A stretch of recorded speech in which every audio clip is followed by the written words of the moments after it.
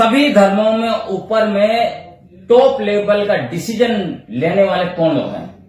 ईसाई धर्म का ज्यादा चर्चा हो रहा है। ईसाई में ही आप देख लीजिए, ईसाई धर्म को इस देश में जो चला रहे हैं, क्या दलित और आदिवासी चला रहे हैं? नहीं चला रहे हैं। सारा डिसीजन मेकिंग स्वर्ण चला रहे हैं। आपको अगर कोई स्वर्ण अपना धर्म छोड़ के ईसाई धर्म को अपनाता है तो ये आरएसएस, बीजेपी और ये जितने भी स्वर्ण लोग हैं, बुद्धिजीवी, उनको कोई तकलीफ नहीं होता है। क्यों भाई? लेकिन जहां पर दलित और आदिवासी या ओबीसी ईसाई धर्म को अपनाता है, वहां नैरेटिव बनाते। क्यों? वेद पढ़ने का अधिकार तो उनके अनुसार तो भगवान ने से ब्राह्मण को दिया है। क्यों भाई? लेकिन मैंने जो झेला है ना, बोलने वाले आरएसएस का धांगा लोग नहीं झेला होगा। मैं जब यूरोपियन यूनियन का स्टेट प्रोग्राम ऑफिसर था बिहार में, उस समय में जानते हैं, जब कृष्णा मेमोरियल हॉल बुक करने के लिए गया, मुझे पांडे जी ने सीधा कहा कि आप आदिवासी हो के इतना बड़ा पद पर कैसे हैं? जबकि मैंने अपना नाम बताया। एक झा परिवार के पास ले गए यहीं पे मोरावती में, वहां नई नई शादी हुई थी। उन्होंने मुझे कहा था कि रिएक्ट नहीं करना है, बाहर में बैठना है। बेंच रखा था, बाहर में बैठे। जैसे वो अंदर गए, उनको कहा गया बाहर में कौन है, तो उन्होंने कहा कि एक मेरा आदिवासी दोस्त है। वो लोग सीधा मना कर दिया कि उसको अंदर आने मत दो, नया नया शादी हुई है, उनका छाया वगैरह लग जाएगा तो दिक्कत हो जाएगा। मुझे आप सोचिए देवेंद्र भाई, नई शादी हुई थी, मिठाई तो छोड़िए, एक गिलास पानी तक उन लोगों ने नहीं दिया मुझे। ये दोनों फुसलाबाजी क्यों करते हैं? सवाल लोग सुप्रीम कोर्ट में बैठ जाते हैं तो कहते हैं कि हम जाति विहीन समाज बनाना चाहते हैं, दूसरे तरफ कहते हैं कि जो जाति व्यवस्था के अंदर रहेगा उसी को खाली आरक्षण मिलेगा। दोस्तों, सुबह झारखंड की सियासत में डीलिस्टिंग एक बार फिर से सुर्खियों में है।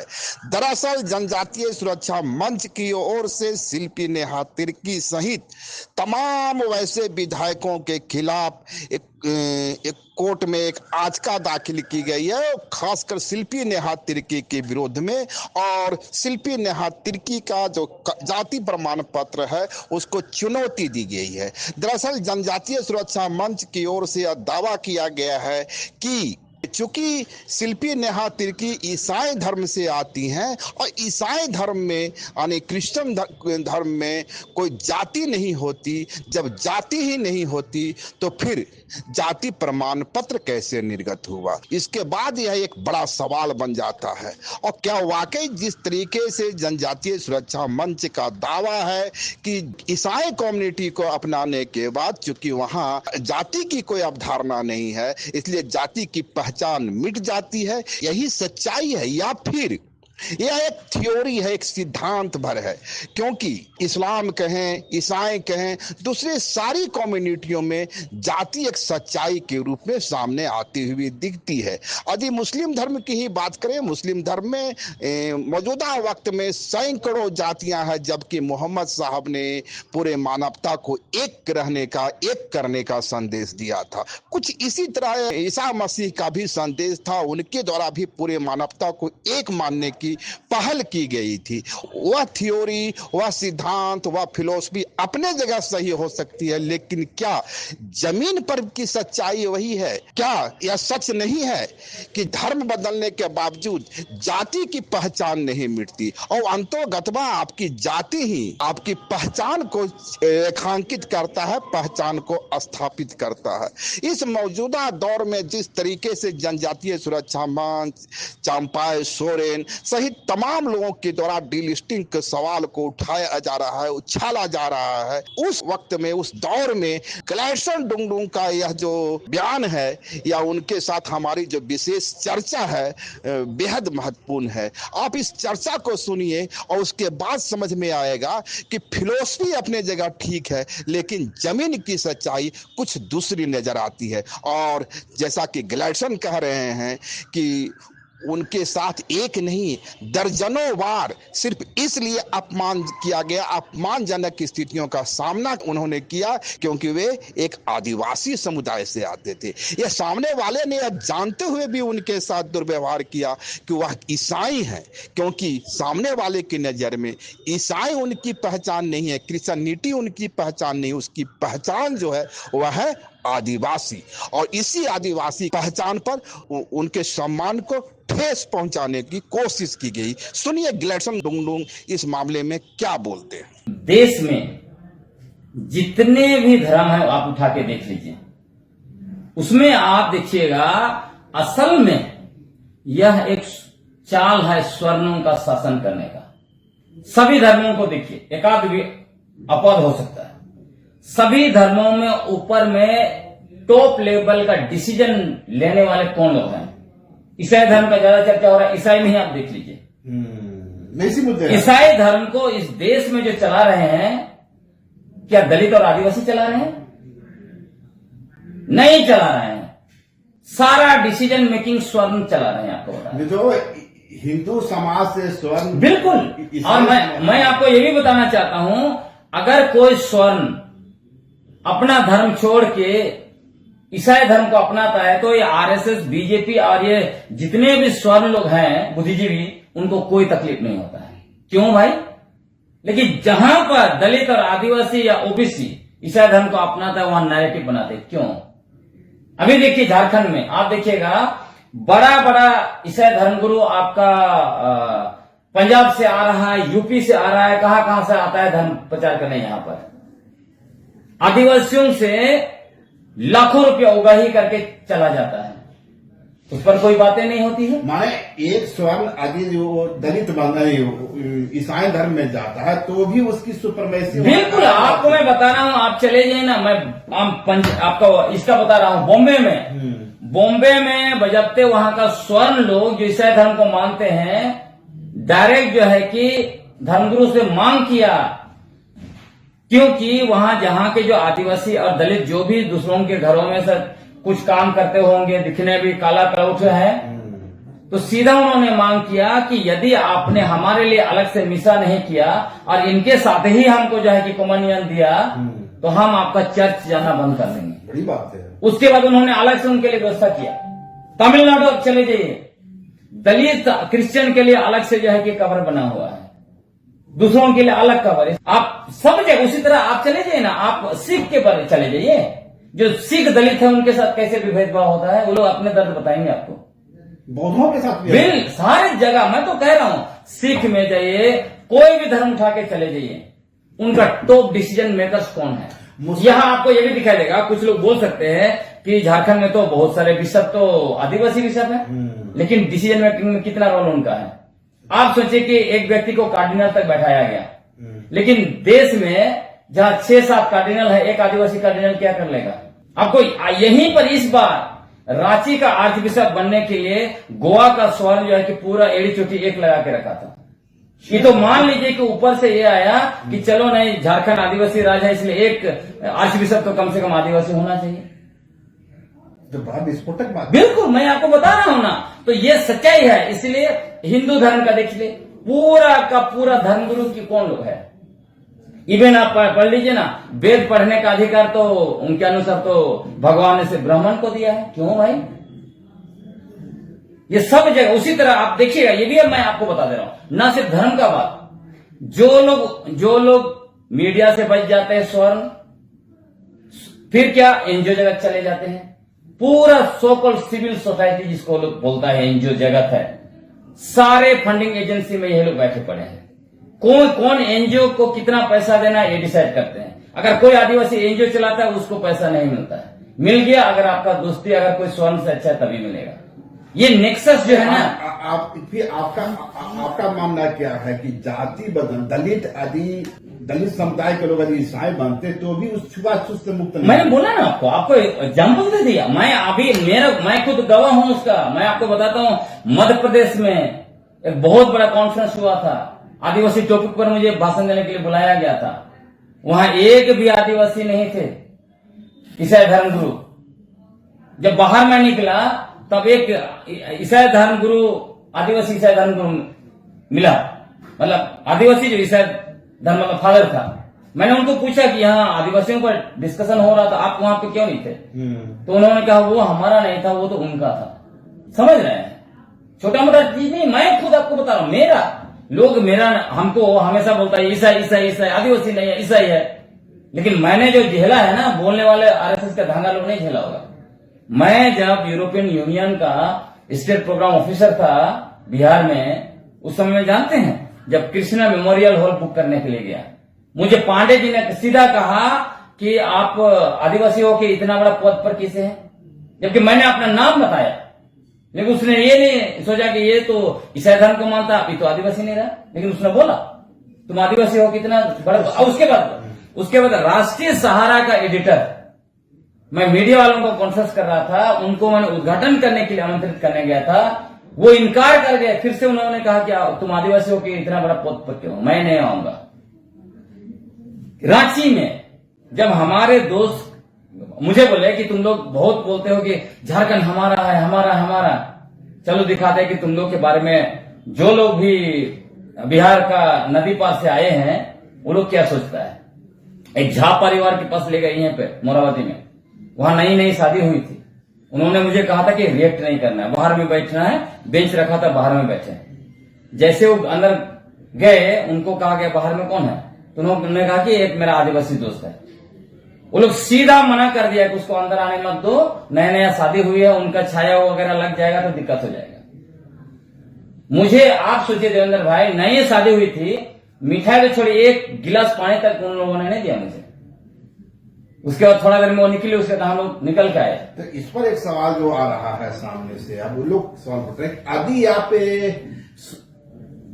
हिंदू धर्म में शोषण था, एक्सप्लॉयटेशन था, इसकी मुक्ति के लिए यदि आप इस्लाम को स्वीकार किए थे, ईसाइयत को स्वीकार किए थे, वहां भी मुक्ति नहीं मिली। हमने स्वीकार नहीं किया है, वो मेरा बाप दादा जाना केवल, हमको मत बोलिए। तो फिर अब गए क्यों? नहीं, मैं नहीं गया, मैं तो आपको बता रहा हूँ, मैं इन दिनों इसी पर कहा जा रहा है कि आप कोर्ट में एक एफिडेविट दीजिए ईसाई समाज, अगर आप कि भाई धर्म बदलने से जारे सुप्रीम कोर्ट का जजमेंट है तो क्यों एफिडेविट दे। हाई कोर्ट ने खारिज कर दिया उनका दलील, आरएसएस और संघियों का दलील, हम क्यों। मैं तो सीधा बोल रहा हूँ, इस देश में जब तक वर्ण व्यवस्था रहेगा, जाति व्यवस्था खत्म नहीं होगा और भेदभाव इसी तरह चलते रहेगा। वो आगे जाति व्यवस्था तो हिंदू धर्म का अंग है ना, जो बहुत बन गया है, ईसाई बन गया। अच्छा, तो इससे तो क्या मतलब? ये दोनों थोथलाबाजी क्यों करते हैं सवाल लोग। सुप्रीम कोर्ट में बैठ जाते हैं तो कहते हैं कि हम जाति विहीन समाज बनाना चाहते हैं, दूसरे तरफ कहते हैं कि जो जाति व्यवस्था के अंदर रहेगा उसी को खाली आरक्षण मिलेगा। और आप ये भी देख लीजिए, स्वर्ण लोग दूसरी तरफ, जब संविधान में व्यवस्था है कि छुआछूत है, इसी की वजह से आरक्षण लाया गया स्टेटस देने के लिए, फिर इन लोगों ने 10% जो है ईडब्ल्यूएस के नाम से अपने लिए आरक्षण रख लिया, 50% तो उधर हाई है परमानेंट। चलिए ठीक है। उसके बाद ये भी देख लीजिए, और उसको भी जस्टिफाई करके जो है कि सुप्रीम कोर्ट में वैलिडेशन करा लिया और कॉलेजियल सिस्टम को भी खत्म कर दिया। सॉरी, कॉलेजियल सिस्टम बोलते हैं। जब कॉलेजियल सिस्टम को खत्म करने के लिए पार्लियामेंट ने कानून बना लिया, उसको भी रोक दिया। हाँ भाई, वो भाजपा के नेता थे। वही तो मैं कह रहा हूं, इसका मतलब स्पष्ट यही है कि स्वर्ण लोग कुल मिलाकर आदिवासी, दलित और ओबीसी को अपने कब्जे में रखना चाहते हैं, क्योंकि इनको सबसे ज्यादा डर है कि ये कब्जा से निकल गए, इनको आपस में अगर लड़ाते नहीं रहेंगे धर्म और जाति के नाम पर, तो फिर हमारा शासन चला जाएगा। इसलिए तो मैंने कहा सबसे ज्यादा डर आज स्वर्णों को है अपना क्या क्या सत्ता, राज सत्ता, धर्म का सत्ता, मीडिया सत्ता, इकोनॉमी का सत्ता, कोई भी सत्ता ढूंढ लीजिए ना, ये सारा कुछ गंवाने का इनको बहुत ज्यादा डर है। ये जो झारखंड में सडनली डिलिस्टिंग का जो डिस्कोर्स अचानक बढ़ गया, तो यदि इसको अगर आप देखेंगे तो ये डिलिस्टिंग का डिस्कोर्स आदिवासियों के पीछे नहीं चल रहा है। क्योंकि मैं लगातार अभी जस्ट 2 दिन पहले भी लगातार सरायकेला के साथियों के साथ 3 दिन तक बैठा, खूंटी के साथियों के साथ बैठा उससे पहले, और पूरे झारखंड में मैं घूम रहा, कहीं भी आदिवासी कम्युनिटी के अंदर डिलिस्टिंग का डिस्कोर्स नहीं है। ये डिलिस्टिंग का डिस्कोर्स कौन कर रहे हैं या कौन इसको एक तरह से हवा देने की कोशिश कर रहे हैं, उसमें आपको स्पष्ट दिखाई दे रहा है बीजेपी नेता आरएसएस से सीधे जुड़े हुए या इनडायरेक्टली जुड़े हुए जो चाहते हैं कि यहां झारखंड में बीजेपी आरएसएस की सरकार बने, वो लोग, और वैसे आदिवासी जो बीजेपी और आरएसएस के धांगड़ हैं, यही लोग इस डिस्कोर्स को चलाने की कोशिश कर रहे हैं। आम आदिवासियों के बीच ये बिल्कुल आप संवैधानिक प्रावधानों के पढ़ हाँ, तो रहे हैं। इसलिए मैं कह रहा हूं, तो इसको एक तो ये समझ लीजिए कि ये डिस्कोर्स आम आदिवासियों के बीच नहीं है। आरएसएस और उनके लोग जो है इस डिस्कोर्स को बना रहे हैं। उसका कारण यह है कि जिस तरह से झारखंड में बीजेपी 13 वर्ष 63 दिन शासन किया, 13 वर्ष 63 दिन, तो ये जो शासन काल इनका जो रहा, उस समय में आप देखिएगा ये यहां पर किस तरह से आए। शुरू में आए धर्मांतरण का हवा बनाकर, तो धर्मांतरण का गुब्बारा फुस हो गया, क्योंकि 1951 से लेकर 2011 का जनसंख्या जो बताता है कि झारखंड में जो ईसाई धर्म मानने वाले हैं उनकी जनसंख्या 4% से आगे बढ़ ही नहीं रहा है, उतना में 70 वर्षों में अटका रह गया। दूसरी बात ये कह रहे थे बड़े पैमाने पर आदिवासी जो है कि ईसाई धर्म अपना रहे हैं, उनको मजबूर करके ईसाई बनाया जा रहा है। लेकिन फिर से जो 2011-2001 का जनगणना देख लीजिए, 2011 का जनगणना बताता है कि 37.2% आदिवासी सनातन हिंदू धर्म को मानते हैं, मात्र 15.5% आदिवासी ईसाई धर्म को मानते हैं। यहां भी सबसे ज्यादा धर्मांतरण सनातन हिंदू धर्म में हुआ है। तो ये हाँ, नहीं है ना, नहीं वो माने, आप आगे बात करेंगे। ये तो आरएसएस अपने अनुसार कुछ भी डिफिनेशन दे उसको हम थोड़ी मानेंगे। आप देखिए ब्रिटिश जमाने में 1872 से लेकर 1931 तक आदिवासियों का अलग धर्म कॉलम था। क्यों भाई? यदि अलग उनका आइडेंटिटी नहीं रहता तो फिर वो तो हिंदू धर्म में ही होते। और 1931 का जनगणना में स्पष्ट लिखा हुआ है tribal converted to Hinduism, tribal converted to Christianity, स्पष्ट लिखा हुआ। तो ये आरएसएस और बीजेपी और उनके धांगरों के थोथलेबाजी से थोड़ी उनका परिभाषा मान लिया जाएगा। वो जो बोलेंगे वो सही है। आजकल तो सरना सनातन एक है बोलने लगे हैं, तो मान लिया जाएगा। 2014 से ये नैरेटिव आया। अब ये जो अभी क्यों कर रहा है, जो मैंने आपको कहा, इनके शासनकाल में जो भी क्या धर्मांतरण का गुब्बारा फुस हो गया, डेटा सपोर्ट नहीं किया। उसके बाद ये आरक्षण का भी हवा खड़ा करने की कोशिश की कि ईसाई धर्म मानने वाले लोग जो है कि आरक्षण खा रहे हैं, आदिवासी लोग बाकी लोगों का हक मारी कर रहे हैं। लेकिन देखिए आगे उसका भी डेटा, आईएएस का जो रिजर्वेशन है आदिवासियों के लिए, उसमें मात्र 1.2% सीट फुलफिल है। आईपीएस का 1.4%, आईएफएस का आपका 2.4%। उसके बाद सेंट्रल यूनिवर्सिटी में अब चले जाइए, सारे प्रोफेसर का पद जो है कुल मिलाकर 80% खाली है। कैसे आप बोलेंगे कि ये सब खा रहे हैं? तो ये जो हवा उड़ाया था ये लोग, वो खत्म हो गया। तब अभी ये क्या कर रहे हैं? डिलिस्टिंग। क्यों? क्योंकि इनके शासनकाल में इन्होंने क्या किया, पेशा नियमावली लाकर पेशा कानून को लागू करने के बजाय असंवैधानिक तरीके से झारखंड पंचायत राज अधिनियम थोपा। उसके बाद 3 औद्योगिक नीति लाए, माननीय बाबूलाल मरांडी 2001 में, माननीय अर्जुन मुंडा जी 2012 में, माननीय रघुवर दास जी 2016 में, और उसके बाद सीएनटी एसपीटी कानून तक को जो है कि इन्होंने बदलने की कोशिश की। मतलब हमारे जल जंगल जमीन सबको पूंजीपतियों को देने की कोशिश। उसके अलावा सरना आदिवासियों का पवित्र सरना स्थल को भी लैंड बैंक में डाला इन लोगों ने, जाहिर खान को देसावली को लैंड बैंक में डाला, 11,109 मुंडाओं को उनके ऊपर देशद्रोह का मुकदमा किया, 115 लोगों को जेल में ठूसा, देशद्रोही साबित किया। मतलब पूरे भारत के आजाद भारत के इतिहास में पहली बार ऐसा है कि 11,109 इतना बड़ा जनसंख्या को देशद्रोह का मुकदमा करने वाले बीजेपी के लोग हैं। और उसके साथ साथ इन्हीं का जनजातीय सुरक्षा मंच कहता है कि सरना कोर्ट का पुरजोर विरोध करते हैं, कोर्ट हाई कोर्ट में सुप्रीम कोर्ट में उड़ा देंगे। बीजेपी नेता सरना कोर्ट का विरोध कर रहे हैं लोकसभा में और दूसरे जगह पे भी। उसके बाद आपको बताता हूं, पवित्र सरना झंडा को भी इन्होंने कहा, गणेश राम भागवत जो जनजातीय सुरक्षा मंच के राष्ट्रीय अध्यक्ष है, कहा कि ये ईसाई मिश्रण नारियों का दिया झंडा, ये विदेशी झंडा, इसको उखाड़ के फेंकना चाहिए। तो ये सारी चीजें करने की वजह के बदौलत इनका क्या हो गया, आदिवासी समझ गए ये सत्ता में कभी नहीं आ सकते। इसीलिए इसको फिर से डिलिस्टिंग का एक हवा खड़ा करने के लिए कोशिश कर रहे हैं। और इनके बुद्धिजीवी, और मैं ये भी आपको बताना चाहता हूं, देश में जितना भी मीडिया है, राज्य में जितना भी मीडिया है, वो किन के कब्जे में? स्वर्णों के कब्जे में है। और स्वर्ण जो है वो मानते हैं कि उनका अगर हक कोई ठीक कर सकता है, उनका जो कब्जा है आपका कार्यपालिका में, न्यायपालिका में, विधायिका में, मीडिया में, हर जगह निर्णायक बॉडी में आईएएस नौकरशाही में कब्जा है, धर्म में कब्जा है उनका पूरा का पूरा। वो सारा चीज तभी बरकरार रह सकता है जब उनके लिए कोई खड़ा होगा।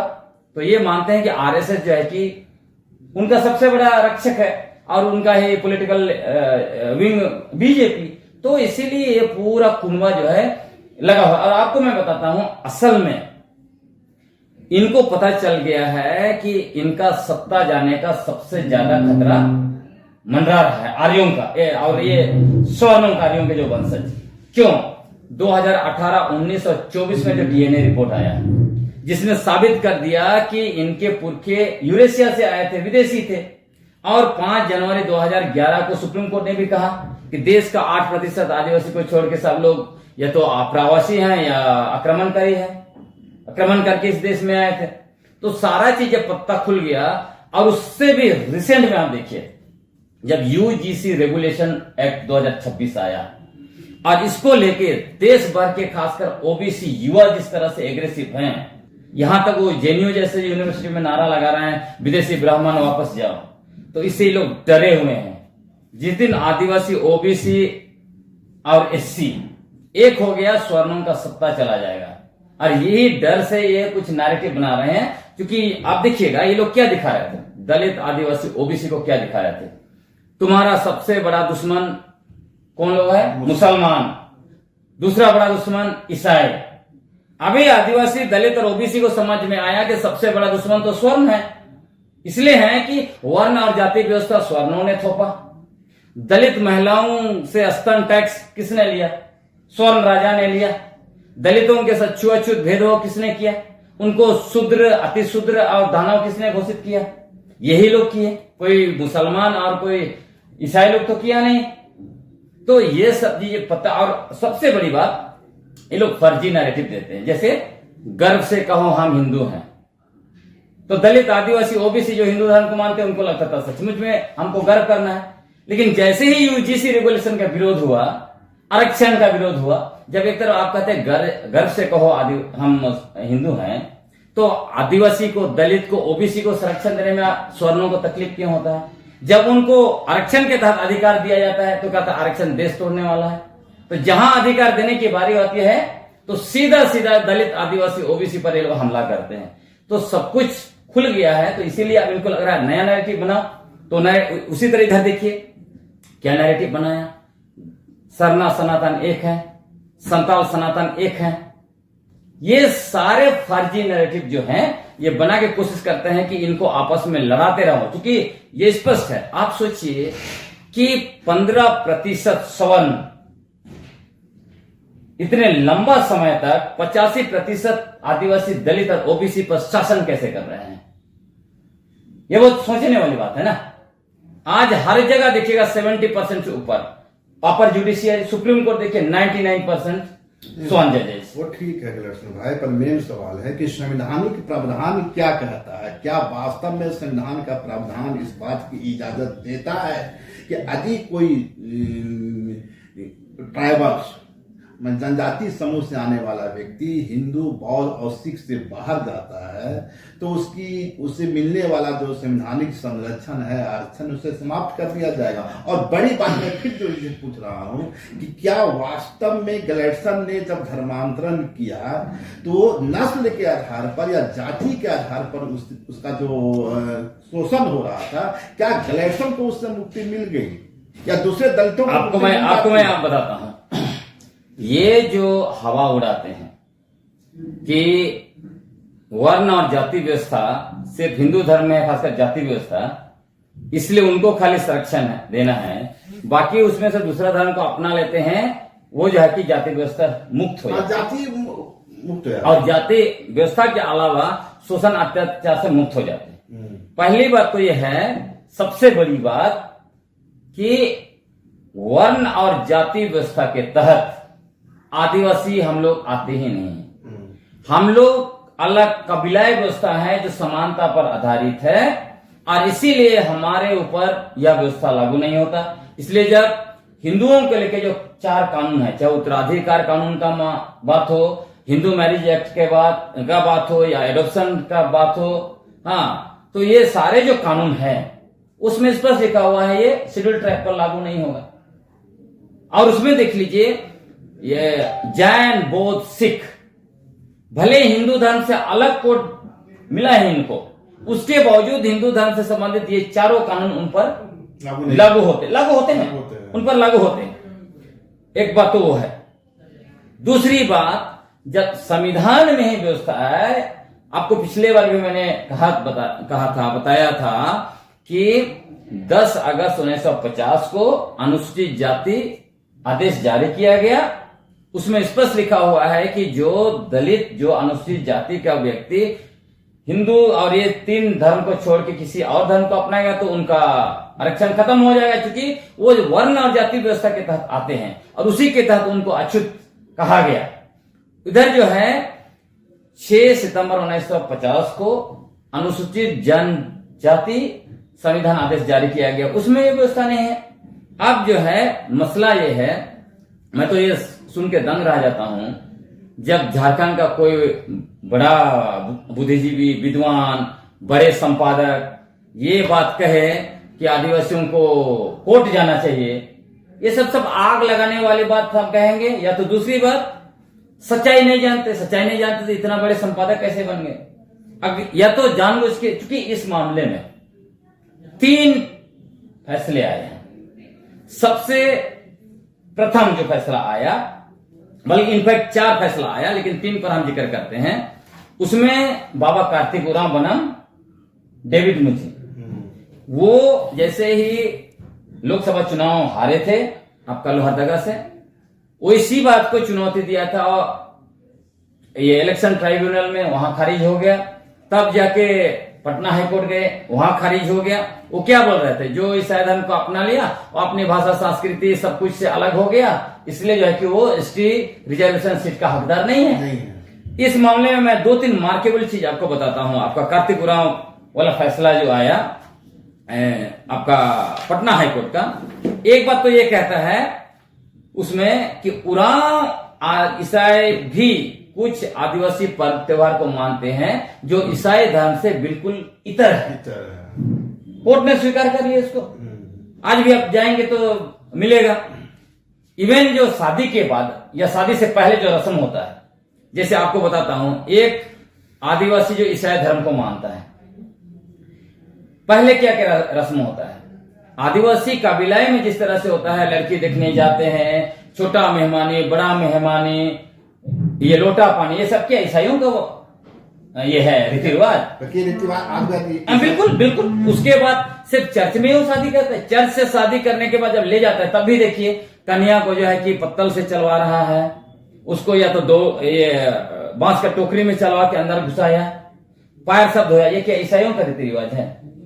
मतलब कुछ भी नैरेटिव लोग बनाते हैं, इसीलिए ये पटना हाईकोर्ट ने इसको स्वीकार कर लिया। दूसरा बहुत इंपॉर्टेंट बात इसमें कहा गया है, कहा कि जो आदिवासी ईसाई धर्म को अपना लेते हैं, लेकिन वो भी अपना किले और टोटेम लिखते हैं नाम के साथ में। अभी आप चले जाइए पूरे झारखंड, आप सर्वे कीजिए ना, बहुत सारे आदिवासी जो सनातन हिंदू धर्म को मानते हैं, वो अपना किले और टोटेम छोड़ के कुमार, कुमारी, देवी, भगत वगैरह लिख रहे हैं। तो उस हिसाब से तो इनका भी खत्म हो जाएगा। वो जितने भी आदिवासी ईसाई धर्म को मानते हैं, लिखिए जरूर टोटेम और किले लिखते हैं, बिल्कुल। उसके अलावा तीसरा बहुत इंपॉर्टेंट बात, इसी पर ही हम नहीं जा रहे हैं, उसमें एक पर्टिकुलर कम्युनिटी जो बना है, सेक्ट बोल सकते हैं आपको, उरांव के बीच में, टाना भगत। इसमें पटना हाईकोर्ट स्पष्ट लिखता है कि एक उरांव जो टाना भगत है अपनी जाति नहीं खो देता है, क्योंकि वह मुर्गे, मुर्गियों या पशुओं की बलि नहीं चढ़ाता, जिसके बगैर उरांव की पूजा पूर्ण नहीं होती है। तो ये लोग कहते हैं जो बलि चढ़ाता है वही आदिवासी है, जो सरना पूजा करता है वही आदिवासी है। उस हिसाब से तो आपका यहां जो भी टाना भगत है वो भी आउट। उसके बाद में जो विषायक है, क्योंकि धरती आबा बिरसा मुंडा ने सबसे ज्यादा बलि प्रथा का विरोध किया, वो जो है कि हथुबुंगा के पूजा का विरोध किया और अलग धर्म बनाए। इस तरह से 84 अलग अलग सेक्ट है, जहां पे आपको जिस तरह से नैरेटिव यहां बनाने की कोशिश करते हैं आरएसएस और भाजपा के धांगर, वो मिलेगा ही नहीं, जबकि उनको ईसाई पंथ से, ईसाई धर्म से कोई लेना देना नहीं है। अब दूसरा जो आपको बताता हूं, और इस मामले में स्पष्ट बोल दिया ये पटना हाईकोर्ट ने कि धर्म बदलने से अनुसूचित जनजाति के लोग अपना जो भी सोशल स्टेटस है वो कभी नहीं खोते। और इसमें भाषा की भी बात कही गई है, बोला कि कहा गया कि वो अपनी भाषा बोलते हैं, हाँ अपनी भाषा बोलते हैं। कई ऐसे परंपराएं हैं जो मानते हैं, जिस परंपरा का ईसाई धर्म से कोई लेना देना नहीं है। अब दूसरा जो मामला आया आपको 2004 में, केरल सरकार बनम चंद्र मोहनन कि यहां भी मामला था कि जो केस हुआ था, जिस बच्ची के साथ गलत हुआ था, और SC/ST एट्रोसिटी एक्ट इसमें लगा था।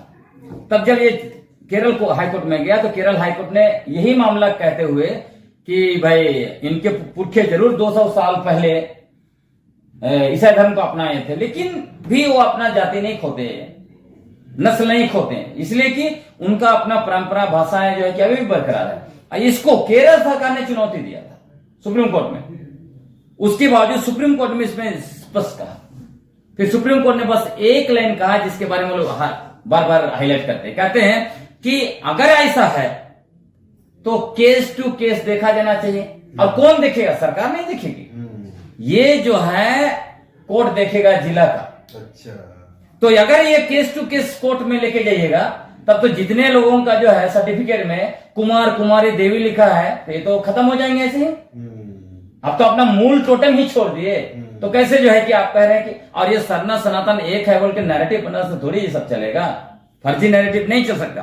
और तीसरा मामला, चूंकि माननीय संपादक जी ने यह कह दिया कि आदिवासियों को कोर्ट जाना चाहिए, उनको इतना भी पता नहीं है कि एक संथाल महिला जो खुद ही बीजेपी से संबंध रखती है, वो यहां गई थी कापड़ा हासदा बनाम भारत सरकार।